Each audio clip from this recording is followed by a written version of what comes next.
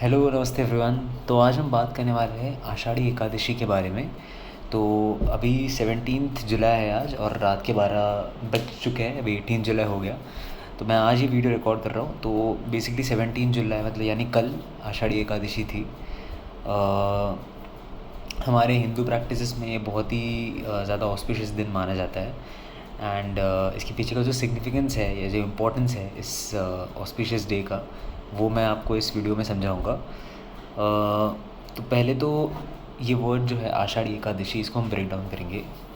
तो आषाढ़ी मतलब आषाढ़ महीना। हमारे हिंदू कैलेंडर में जो महीने होते हैं चैत्र वैशाख ज्येष्ठ आषाढ़, तो आषाढ़ महीना जो है, आषाढ़ महीना जो नॉर्मली इंग्लिश कैलेंडर के हिसाब से जून जुलाई के बीच होता है, तो आषाढ़ महीना इज़ सिनोनिमस टू जून जुलाई का जो महीना होता है। तो आषाढ़ महीना जो होता है उसमें आषाढ़ महीने में गिरने वाली Ekadashi, Ekadashi means the 11th day. तो the 11th lunar day of एक Ashadh, the month Ashadh is Ashadhi Ekadashi. तो आप समझ गए, आषाढ़ मतलब हिंदू कैलेंडर का महीना है, एकादशी मतलब 11th डे। और लूनार डे इसके लिए कहते हैं बिकॉज हमारे हिंदू कैलेंडर जो होते हैं वो लूनार, हम मून के हिसाब से जाते हैं। जैसे new moon to full moon एक पीरियड होता है, full moon to new moon दूसरा। तो वो new moon to full moon से लेके वापस न्यू मून तक एक पूरा महीना होता है, ठीक है। तो आषाढ़ पूरा जो महीना, आषाढ़ महीने के 11th लूनार डे को एकादशी कहते हैं। तो उसको वो पूरा टर्म है आषाढ़ी एकादशी, ठीक है। तो 11th lunar day of the month of Ashadh. तो ये तो क्लियर हो गया। तो हम आगे बढ़ते हैं। तो पहले तो इसके हम थोड़ा सिग्निफिकेंस की बातें करेंगे पहले। तो बेसिकली आषाढ़ी एकादशी के दिन हम लॉर्ड विट्ठल, जो विष्णु के ही जो विष्णु, ये उनका अलग नाम विट्ठल, तो उनको हम पूजते हैं, उनकी हम पूजा करते हैं। विट्ठल का विठोबा, पांडुरंग, अलग अलग नाम है उनके। एंड विठोबा के साथ साथ उनकी जो पत्नी है रुक्मई, उनकी भी पूजा करते। तो अभी आप विट्ठल मंदिर में जाएंगे तो विट्ठल के मंदिर में आपको विठोबा भगवान भी दिखेंगे और उनके साथ उनकी पत्नी जो है रुक्मई, वो भी आपको दिखेगी। तो दो आइडल जैसे रहते हैं, तो हम उनकी पूजा करते हैं इस दिन पे। तो बेसिकली और इसका एक और ये सिग्निफिकेंस है कि मतलब आषाढ़ी एकादशी का जो दिन है वो सिग्निफाई करता है कि आज के दिन मतलब आषाढ़ी एकादशी के दिन से चातुर्मास शुरू होगा। चातुर्मास इज़ 4 मंथ्स, इंग्लिश ट्रांसलेशन उसका है 4 महीने।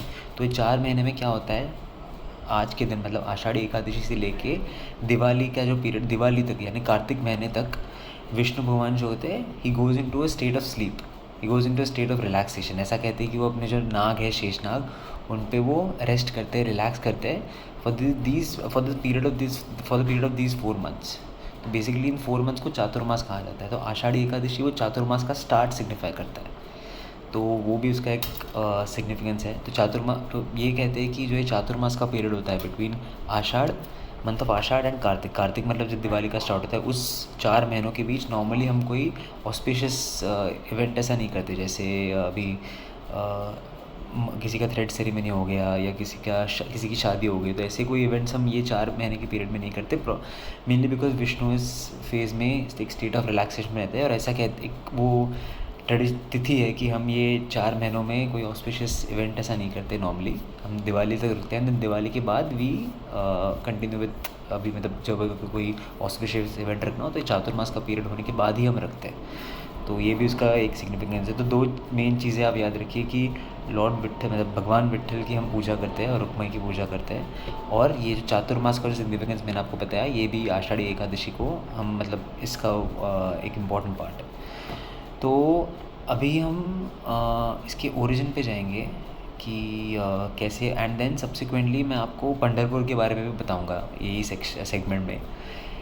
बिकॉज़ आप जैसे जानते ही है, मतलब जिन्होंने नहीं सुना होगा, नॉर्मली जो ये आषाढ़ी एकादशी का फेस्टिवल होता है वो नॉर्मली ज़्यादा से ज़्यादा महाराष्ट्र में ही पॉपुलर। क्यों पॉपुलर है, is because of one place known as Pandharpur which is located in Solapur district. Solapur is comes near south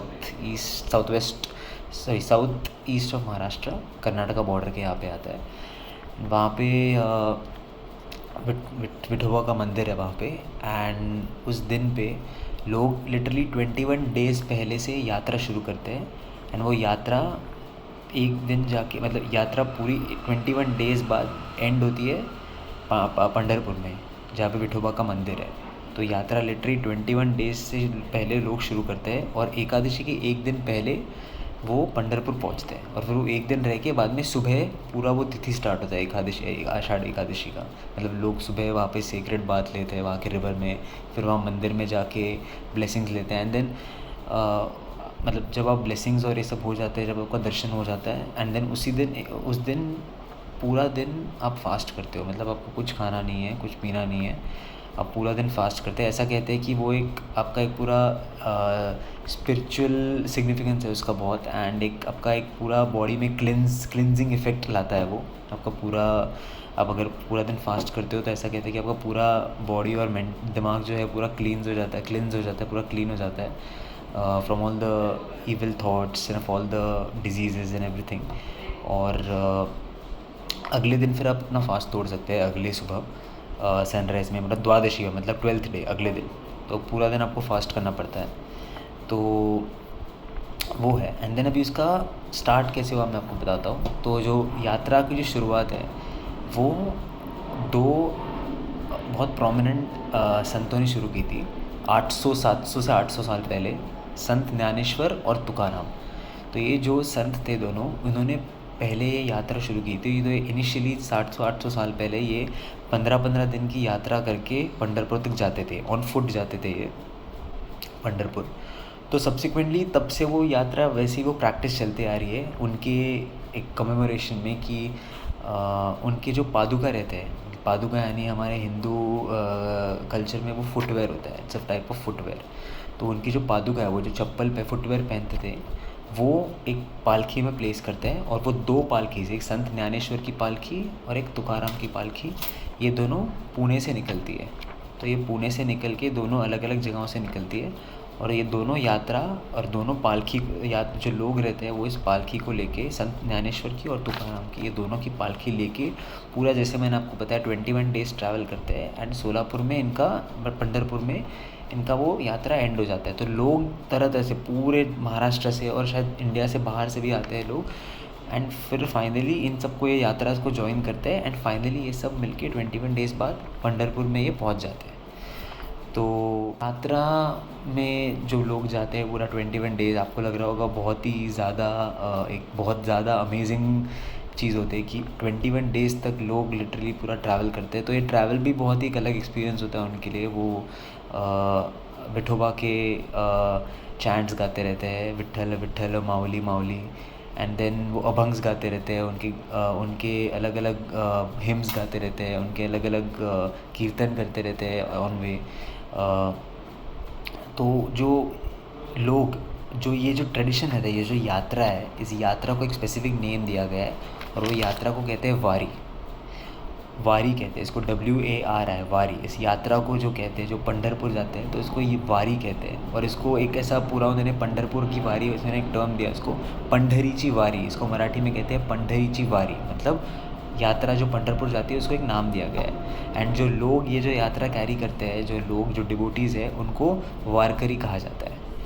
तो ये भी काफ़ी इंटरेस्टिंग फैक्ट है जो मैंने सोचा आपको बताऊं मैं। तो ओवरऑल मैं समराइज़ करूँ तो ये एक 21 डेज़ की यात्रा होती है। दो पालकी निकलते हैं, संत ज्ञानेश्वर की और तुकाराम की, संत तुकाराम की। वो दोनों पुणे से निकलते हैं, और ये दोनों यात्रा पालकी को लेके, और उनको बहुत लोग तरह तरह डिस्ट्रिक्ट्स के सारे पूरे महाराष्ट्र से और शायद बाहर से भी और बाकी स्टेट्स से भी लोग आते हैं, और इनको दोनों यात्रा को ज्वाइन करते हैं। और ये सब फाइनली 21 डेज़ बाद, 20 to 21 डेज़ बाद पंढरपुर में इनका यात्रा ख़त्म हो जाता है। और दिन आषाढ़ी एकादशी के दिन इनका पूरा रिचुअल होता है। सुबह ये लोग एक सीक्रेट बात लेते हैं, उसके बाद उनको ऑब्वियसली पूरा दिन फास्ट करना पड़ता है। फिर ये विठोबा के मंदिर में जाते हैं, उनके दर्शन लेते हैं। एंड देन उनका जब अगले दिन हो जाता है, तब अगले दिन सनराइज़ में उनका वो फास्ट तोड़ते हैं। तो ये एक मैंने आपको एक समरी बता दी इसके बारे में। और मेन इसका एक सिग्निफिकेंस ये भी है कि मतलब ऑस्पिशियस क्यों है। बेसिकली इसका बहुत ही ज़्यादा स्पिरिचुअल सिग्निफिकेंस है। ऐसा कहते हैं कि इस दिन पे एक बहुत ऑस्पिशियस डे होता है। क्यों कहते हैं? बिकॉज़ कि आप अपने पापों का प्रायश्चित कर सकते हैं, आपको एक स्पिरिचुअल क्लिनजिंग इफ़ेक्ट मिल जाता है। आप अगर आपको कुछ नया अच्छा स्टार्ट करना है तो, या फिर आपको अगर कोई भगवान की ब्लेसिंग्स चाहिए उस दिन पे कि आपके जो पुरानी गलतियाँ हुए हैं उसे माफ़ करें, या आपकी जो भी आपको अगर लग रहा है कि आपकी मेंटल स्थिति ठीक नहीं है, तो इस दिन पे अगर आप विठोबा का जाके प्रे करते हो तो ऐसा माना जाता है कि आपके पूरे एक बॉडी को एक ओवरऑल क्लिनजिंग इफेक्ट मिल जाता है और एक बेसिकली एक पूरा स्पिरिचुअल रिजुविनेशन हो जाता है। तो इसलिए इसको बहुत ऑस्पिशियस माना जाता है और काफ़ी सालों से भी, देखिए अब 700-800 सालों से ये प्रथा चलते आ रही है हमारे देश में। तो बहुत इसका ज़्यादा लोग मानते हैं इस प्रथा को। एंड तो ये मेरा एक ये था आपसे, आपको अगर और इन्फॉर्मेशन इसके बारे में चाहिए तो ऑब्वियसली नेट पे अवेलेबल है ही। मैंने सोचा आपको एक शॉर्ट ब्रीफ समरी दे दूँ। And at the end of this video मैं आपको अपना खुद का एक्सपीरियंस आज का बताना चाहता हूँ। तो आज मैं सुबह माटुंगा में एक हमारा विठोबा का मंदिर है जो दादर स्टेशन से बहुत पास है। उस मंदिर को प्रति पंढरपुर भी कहते हैं। तो प्रति पंढरपुर का मतलब होता है पंढरपुर पे जो मंदिर है विठोबा का, उसका उस टेम्पल का एक रेप्लिका यहाँ पे बनाया गया है मुंबई में। इसके लिए उसको प्रति पंढरपुर कहते हैं। इसके लिए ये मुंबई वाले जो मंदिर है विठोबा का, वहाँ पे भी बहुत भक्त आते हैं और बहुत डिवोटीज़ आते हैं वहाँ पे। एंड वहाँ पे भी जो जैसे मैंने आपको बोला, वारकरी जो वारीज रहते हैं, मतलब अलग अलग यात्राएं जो आती है वो यहाँ पे भी आती है। तो मैं आज गया था वहाँ पे दर्शन लेने के लिए। एंड आफ्टर मतलब मैं पहली बार गया था। मेरा एक्सपीरियंस बहुत ज़्यादा अच्छा रहा था। मुझे बहुत चीज़ें सीखने मिली। मैं तरह तरह लोगों से भी बातें कर रहा था। उन्होंने भी मुझे पंढरपुर के एक्सपीरियंसेस बताया कि कैसे होते हैं। एंड इन जनरल उन्होंने ये भी बताया कि आषाढ़ी एकादशी का सिग्निफिकेंस क्या है। और मैंने और उनसे बातें की इस सब्जेक्ट के रिलेटेड। और सब्सिक्वेंटली मैंने यात्रा भी देखी कैसे होती है, कैसे लोग सेलिब्रेट करते करते संत ज्ञानेश्वर तुकाराम के नाम लेते हुए विठोबा विठोबा मावली मावली ऐसा बोल के फिर वो लोग एक लेजिम रहता है, लेजिम पे वो लोग नाचते गाते हुए आते हैं प्रॉपरली ग्रुप में, ऐसा अच्छे से आते हैं। और ऐसे बहुत तरह तरह की यात्राएं होती है जो आती हैं। तो ये पूरा एक भव्य दृश्य मैंने आज देखा और मेरे लिए पर्सनली बहुत ही ज़्यादा अमेजिंग एक्सपीरियंस था। तो मैं जो सोचा आपको बता दूँ इसके बारे में। तो ठीक है, हम ये वीडियो आज यही एंड करेंगे। Thank you so much.